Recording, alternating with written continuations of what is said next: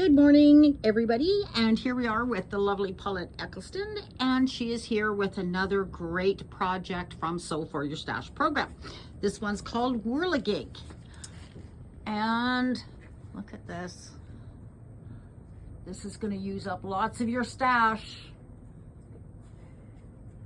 Okay, so Paulette, take it away. So today we're actually going to be making a big block. So this is an 18-inch block. And if you look at this quilt, it might look a little chaotic, but your eye will every once in a while find a little patch of blocks, colors that are all the same together amidst the other stuff. So there's one there, and so as you look around, you'll see, oh yeah, there's something going on there. Okay. So what you're going to need is, for each big block, you're going to need 4 pieces cut 3 inches by 5 inches. So that's the cut size. And you might have a strip of fabric from a fat quarter or something that you can just cut a 3-inch strip from. And as long as you have a little bit more than 20 inches, you'll be good. So you could have that. You might have just 2 pieces that are 10 inches. That's fine to do that. Or you might have to cut individual pieces like this because we're using our stash and it might be from scraps and whatnot. And what I often do is I'll take a piece that is in my stash, I open it up, and I go, oh, can I get all those pieces out of there? Ooh, and I like that fabric, Paulette. I'm going to pay attention here, but oh my goodness, that is really pretty. And these are just paper 3x5 cut. And what I would do is I would lay these all on here and see if I could actually get them on there, because that's just paper at this point. And this piece actually will let me cut all 4 pieces. It would be virtually used up. I might have a little bit of a strip at the bottom, but so again, how big are the pieces? They are 3 inches by 5 inches. 3 by 5 inches 3 cut. by 5 cut, right. Okay. So you can search around in your stash and see what you can find that you can cut for the same fabric. So what we're going to do with these pieces or your strips is that we are going to sew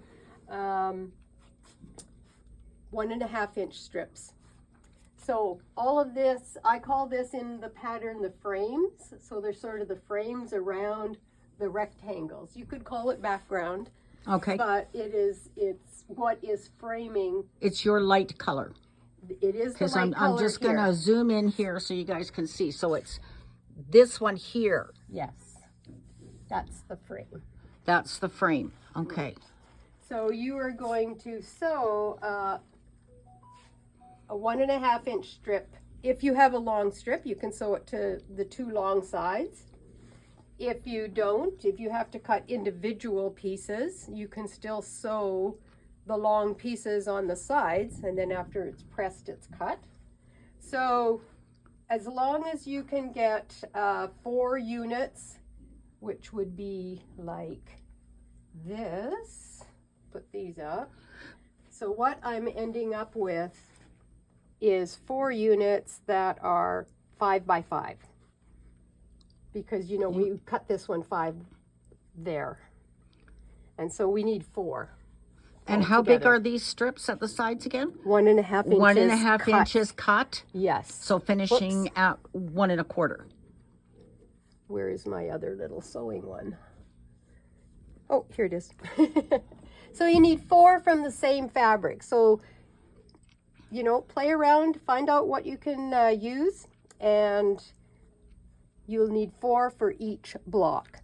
So I've got some with a stripe here. I've got some with red flowers. There's that one, and then this one I've got these ones.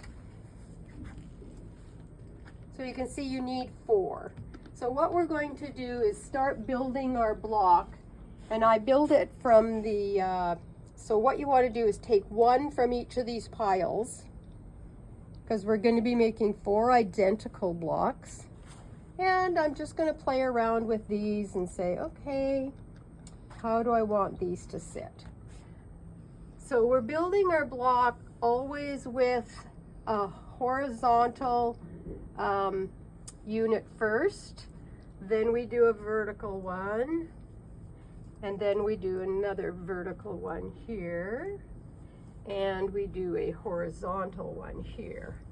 So you can see that both of these are running this direction, and these two are running this direction.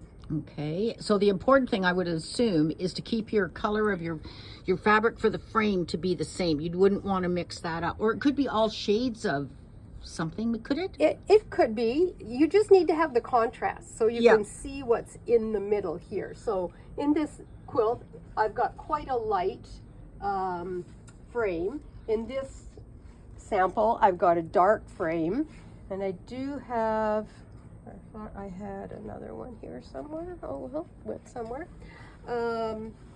So as long as you have a good contrast for all of them.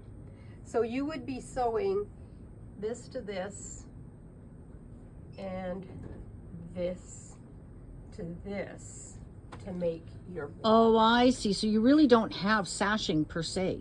No, it's already already attached. Already attached. Okay. So you might look at this and think it's a swastika kind of design, but I looked that up, and swastika is actually from the cross in the center. The little legs come out clockwise. And in these ones, mine come out and go counterclockwise. Okay. This and counterclockwise. And if you made a mistake and you started with this in the upper left-hand corner and went like this way, you would really see that, that other design. Yeah. But when you do it with the horizontal, upper left, and do it that direction, it's not as noticeable. And once it's all put together, there's no symbol of anything. No, because everything's butting against the next guy. So you're probably going to want a design wall with this one, I would think. Yeah.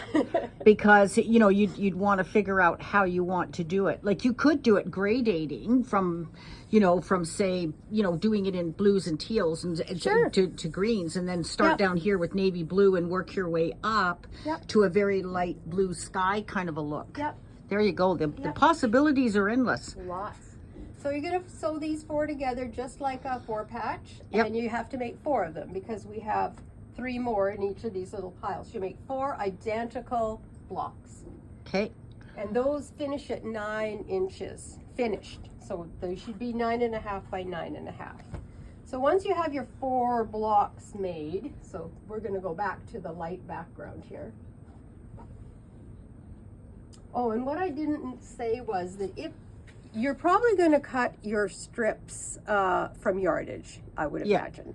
So as long as you have about 41 inches or 42 inches, half of that will exactly be all that you need for this much of a block. Okay. Okay.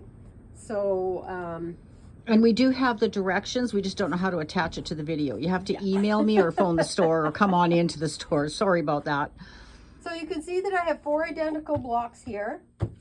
And the interesting thing at this point is that now we're going to build our big block, and I'm going to orientate them so this blue is in the center, and this will actually be your 18-inch block.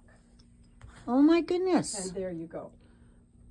So this is what the block is. There is something that's all together in the center, and the other ones are out here, like they're secondary, and these are secondary, and so are those. So it's a stash scrap quilt. Yes.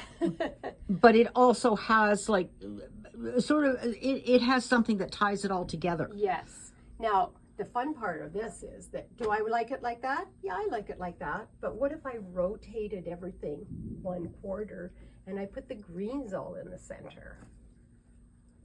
So it looks like a completely different block. Oh my goodness. You know, because now the focus is on the green. And what if we put the red red's in the center. So is the key that whatever design that you choose, will that stay the same throughout the whole quilt? Like each block will start with one going this way at the top? Yes, as long as Okay. you make all of these identical like this, then when you go to put them in there, even when you're rotating, you still end up with that horizontal, right. Okay. that horizontal Okay. one in that corner. Right. Okay. Oh, that's not right. We need the red.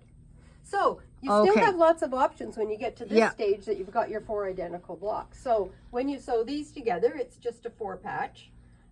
You end up with 18-inch blocks, and this quilt has 3 blocks across and 4 blocks down. So you only need 12 blocks for this this quilt. 12 18-inch blocks. 12 18-inch blocks. Well, that's doable, So isn't you it? can see this is one block here, goes all the way to here. Yeah. And then the next one that has pink in the center. Wow. And I did add a 3-inch border because I think it kind of just contained everything. Yeah. And you don't notice the framing design so much. It just kind of bleeds out into Yeah. the Yeah. into the borders there. Yeah. Very nice. Now you have a secondary quilt here that you were going to show us. So let's see how we do here. So this one has dark frames around the rectangles, and it's not finished. Oh, look at that. I did go away this week, so I didn't get this quite finished. So this is with dark frames, and the other thing I did was, instead of using 4 different colors in each block, I just isolated the 4 that I had cut with the frames and put those 4 together Oh, I see. everywhere. So it's a completely different layout. But it's exactly the same unit that you're using. Yeah. The same 4 units, but instead of like this much here, instead of making it into a block like this, I did it into 4 blocks like that. And this one, once I put the borders on, you'll notice it actually does look a lot better with the border. Yeah, they seem to want to have a border, don't they? I know they do, and I think it just looks way better with the border too. Yeah. Because it kind of, Well, it keeps the background as a background. yeah. I didn't put that in the right spot, but you know what, you get the Yeah, idea. you get the idea. Yeah. I do have a couple more rows I want to make because I don't usually make small quilts, so it has to be bigger. Yes, of course it does, Paulette. Of course it does. Very nice. And I get to use more of my stash. Well, Paulette's stash will never be used up. I'm telling you, that will never ever happen. I really don't think so. But anyway, thank you guys for joining us all for Paulette's little movie this morning, and the next one will be at the end of April. We're going to go to once a month because Paulette wants a life outside of the store. Shocking. Anyway, everybody have a wonderful day. We'll see you later. Bye-bye. Bye.